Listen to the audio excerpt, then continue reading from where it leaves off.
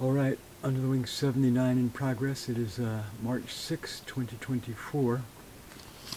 I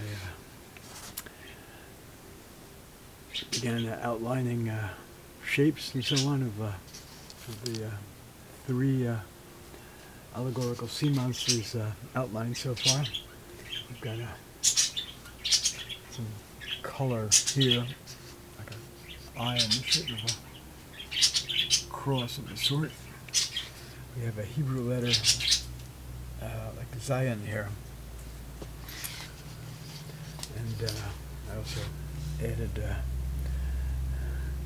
color drawings onto the like fabric of her clothing, like to simulate fabric.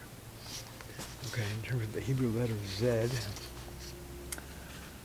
it is here in the Hebrew alphabet. And I looked it up online, and it said this letter has a symbolic meaning of sword, like fighter, which fits. All right, there you have it for now, to be continued.